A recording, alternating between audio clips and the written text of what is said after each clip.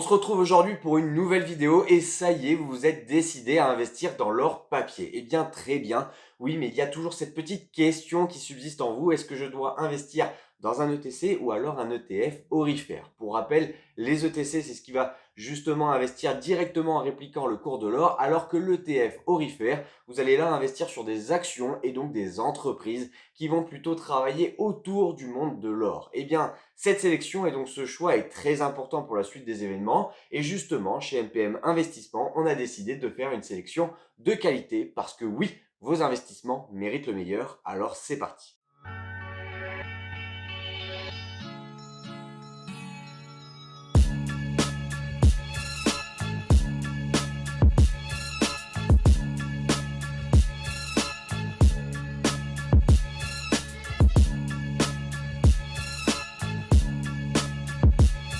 On commence cette vidéo par définir ensemble les critères de sélection. Et là, pour le support d'investissement, je ne vais pas y aller par quatre chemins. En effet, il n'existe pas d'ETC ou d'ETF orifères qui sont éligibles au PEA. Vous devez donc passer automatiquement par un CTO, le compte titre ordinaire, ou alors par une assurance vie.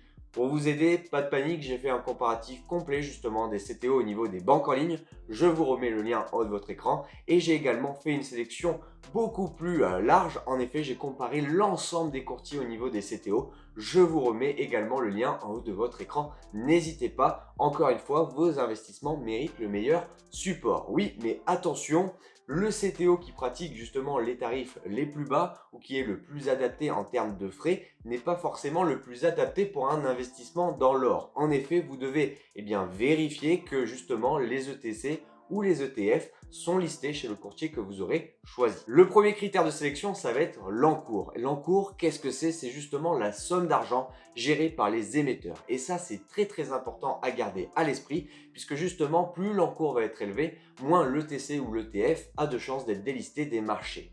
En plus de ça, plus l'encours va être élevé, plus il y aura de la liquidité. Et la liquidité, c'est très important. Pourquoi? Imaginez, vous faites un x2, x3, x4. Très bien, vous décidez maintenant de récupérer vos gains et donc de vendre. Mais si vous n'avez pas de liquidité et que vous ne trouvez personne justement à acheter ce que vous vendez, votre plus-value latente est en réalité une perte sèche. C'est pourquoi je fixe l'encours justement à 100 millions d'euros minimum. Le deuxième critère de sélection, ça va être la distribution du dividende. Vous en avez de deux types, soit capitalisant ou soit distribuant.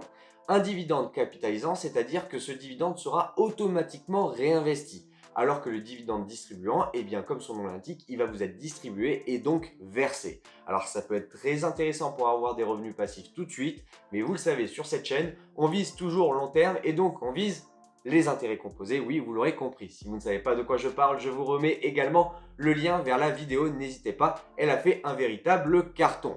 Bon, dans tous les cas, un dividende distribué, comme je vous l'ai dit, c'est pour avoir des revenus passifs tout de suite. C'est très intéressant, mais sachez que si vous voulez le réinvestir derrière, c'est inutile. En plus de ça, un dividende distribué est un dividende qui va passer automatiquement par la case fiscalité. Donc inutile de payer cette fiscalité si vous souhaitez réinvestir directement ce dividende une nouvelle fois. Le troisième critère de sélection, ça va être le rendement annuel. Et oui, on y vient, le rendement annuel des ETC est brut. C'est pourquoi les rendements sélectionnés devront être supérieurs au rendement annualisé du cours de l'or, tout simplement sur les 5 dernières années, qui est actuellement à 10,65%.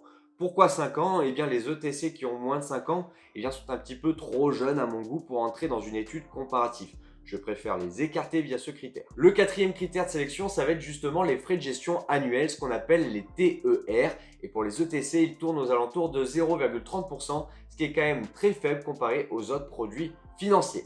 Alors, ces frais de gestion annuels permettent de rémunérer forcément les gérants et justement, les ETC sont toujours annoncés nets de frais de gestion annuels. Donc pas de panique. Cependant, vous ne devez pas vous arrêter à cette simple donnée. En effet, un ETC avec 0,10% de frais et une performance annuelle de 9% sera moins pertinent qu'un ETC avec 0,40% de frais et une performance annuelle de 12%, comme vous pouvez voir au niveau de ce tableau comparatif. Voilà pourquoi le troisième et quatrième critères sont écartés de cette étude pour ne prendre en compte que le rendement moyen annuel net des 5 dernières années, qui est beaucoup plus représentatif car cela vous permet de prendre en compte les rendements annuels et les frais annuels sur un seul et unique critère. Ce critère sera alors comparé au rendement moyen annuel net du cours de l'or qui est de 10,65% sur les 5 dernières années.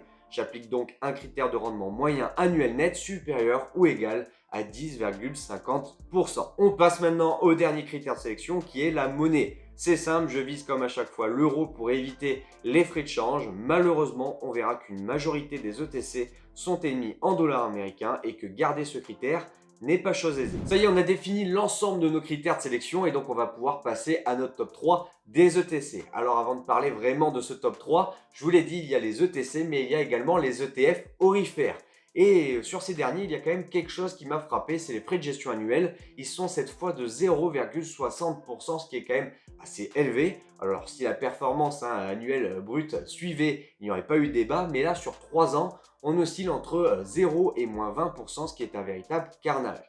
Alors je nuance un petit peu mes propos parce que si on regarde sur 5 ans, là la performance annuelle brute passe entre 10 et 40%, ce qui est quand même mieux. Mais attention tout de même. Voici le meilleur ETF orifère de ma sélection. Il s'agit du Van Eck Gold Miners UCITS ETF. L'ETF a été créé le 25 mars 2014. Il est domicilié en Irlande et il reproduit l'index NYSE Arca Gold Miners en réplication complète et à distribution capitalisante. Il possède un encours d'environ 658 millions de dollars et la monnaie du fonds est l'USD. Il a pour principale thématique les entreprises orifères, sans surprise. Les rendements annuels moyens nets de l'ETF sur les 5 dernières années est de 6,86%, ce qui est supérieur au rendement annuel moyen des ETF du secteur, qui est de 4,94%. C'est d'ailleurs la meilleure performance du marché. Comme vous pouvez le voir sur cette présentation, l'ETF sous-performe depuis un peu plus de 3 ans et spécialement en 2023 avec un rendement brut de moins 1,83%. Malgré cela, sur 3 ans, l'ETF est quasiment à l'équilibre avec un rendement annuel moyen de 0,91%, ce qui en fait le meilleur du secteur. Alors certains sont, je le rappelle, à moins 20% sur la même séquence. Les rendements annuels bruts depuis 10 ans sont à 4,21%, qui correspondent à des performances d'actifs sans risque. Pour conclure, on voit justement que nos ETF orifères font pas figure au niveau de leur performance, d'autant plus si on les compare justement aux ETF classiques qui dans cette période propice à l'investissement atteignent parfois jusqu'à 15% de performance. Alors là, nos ETF orifères sont bien moindres, donc cet investissement reste à méditer et à contrebalancer selon moi.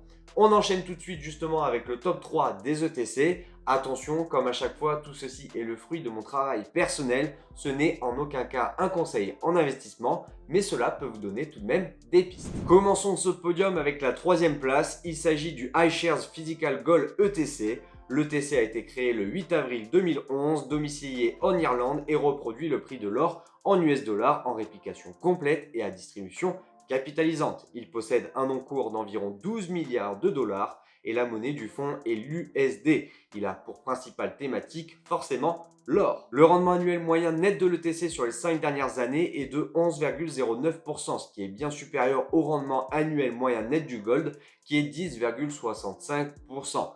Comme vous pouvez le voir, l'ETC surperforme depuis un peu plus de 5 ans et spécialement en 2023 avec un rendement brut de 11,65%, ce qui en fait un des meilleures performances du marché. Les rendements annuels bruts sont constants et solides depuis plus de 5 ans, mais attention, les performances de ces dernières années ne reflètent pas une réalité du marché qui est moins attrayante car sur les 15 années, le rendement lissé est de 4,26%. Pour conclure, cet ETC coche toutes les cases comme vous pouvez le voir sauf la monnaie cible. Focus MPM Investissement, justement, vous allez le constater, mais le critère de la monnaie n'est jamais atteint dans ce top 3. Si vous voulez vraiment en avoir un, le premier ETC en euros est le Wisdom Tree Physical Gold Euro Daily Edge qui atteint un rendement moyen annuel net sur 50 de 7,18%. C'est tellement loin de la cible, je vous le rappelle, 10,50%, que vous pouvez largement privilégier les ETC en USD car les performances affichées compensent largement les frais de change par rapport à l'euro. Continuons ce podium avec la 2e place. Il s'agit du Invesco Physical Gold A. L'ETC a été créé le 25 juin 2009. Domicilié en Irlande, il reproduit le prix de l'or en US dollars en réplication complète et à distribution capitalisante. Il possède un encours d'environ 13 milliards de dollars et a pour principale thématique une nouvelle fois l'or. Le rendement annuel moyen net de l'ETC sur ces 5 dernières années est de 11,15%, ce qui est supérieur au rendement annuel moyen qui est de 10,65% pour l'or. Comme vous pouvez le voir sur cette présentation, Le TC surperforme depuis un peu plus de 5 ans comme précédemment et spécialement en 2023 avec un rendement brut de 12,01%, ce qui en fait la meilleure performance du marché. Les rendements annuels bruts sont constants et solides depuis plus de 5 ans. Pour conclure, cette ETC coche toutes les cases comme vous pouvez le voir, sauf une nouvelle fois la monnaie cible. Finissons ce podium avec la première place, il s'agit du WisdomTree Physical Swiss Gold. Cette ETC a été créée le 16 décembre 2009, il est domicilié cette fois sur l'île de Jersey et il reproduit le prix de l'or en US dollars à réplication complète et à distribution capitalisante. Il possède un encours d'environ 2182 millions de dollars et la monnaie du fonds est l'US dollar. Il a pour principale thématique, une nouvelle fois, sans surprise, l'or. Le rendement annuel moyen net de l'ETC sur les 5 dernières années est de 11,08%, ce qui est supérieur au rendement annuel du gold de 10,65%. L'ETC superforme depuis un peu plus de 5 ans et spécialement en 2023 avec un rendement brut de 11,91%, ce qui en fait l'une des meilleures performances du marché. Sur 15 ans, les rendements annuels bruts sont beaucoup plus bas, 6,28%, mais cette ETC présente le plus beau rendement des ETC étudiés qui ont plus de 10 ans. C'est la raison pour laquelle je place cette ETC or en top 1 position. Pour conclure, cette ETC coche toutes les cases comme vous pouvez le voir, sauf la monnaie cible une nouvelle fois. Voilà, on arrive déjà à la fin de cette vidéo et on peut en retenir plusieurs éléments. Déjà, premièrement, les ETF orifères sont pour moi à oublier. En effet, leur performance est quand même très basse, comparé pourtant à la période propice à l'investissement et comparé aux ETF classiques qui ont eu de beaux rendements sur ces dernières années. C'est pourquoi je privilégie plutôt les ETC, ce qu'on appelle l'or papier qui va vous permettre bien justement de répliquer le cours de l'or physique. Et donc ça, c'est très intéressant, ça va vous permettre justement de vous affranchir d'achats d'or physique, les pièces de monnaie, les petits lingots ou les lingotins. Alors ça peut être vraiment plus intéressant visuellement, mais ça peut vous éviter certaines déconvenues, notamment au niveau du prestataire, au niveau du transport et au niveau du stockage. Ça va vous éviter de nombreux trous dans le jardin qui plus est, je vous le rappelle, quand vous allez vendre votre bien, il ne faut pas oublier de les déterrer. Et en plus de ça, n'oubliez pas qu'à une certaine profondeur, le terrain ne vous appartient plus, mais il appartient à l'État. Donc ce serait dommage de lui donner vos petites pièces gratuitement comme ceci. Bon, dans tous les cas, l'or constitue vraiment une valeur refuge sur ces dernières années et une valeur refuge sur les années normalement futures. Donc ça peut être très intéressant d'avoir une partie de son patrimoine justement dans l'or en 2024. Si on reprend notre ETC gagnant, l'ETC WisdomTree Physical Swiss Gold remporte le top 3 des ETC. Il a le mérite d'introduire à moindre frais une diversification dans votre portefeuille. Inutile de vous prendre la tête avec des analyses complètes, c'est simple et efficace. J'espère que cette vidéo vous aura plu. Si c'est le cas, n'hésitez pas à laisser un j'aime et un commentaire. Cela récompensera mon travail et cela me fera énormément plaisir comme à chaque fois. Dans tous les cas, on se retrouve jeudi prochain. Donc si vous n'êtes pas une nouvelle fois abonné, n'hésitez pas également à vous abonner en activant toutes les communications pour ne rien rater. En attendant, investissez, diversifiez-vous, devenez riche. C'était Mathias. Ciao, ciao.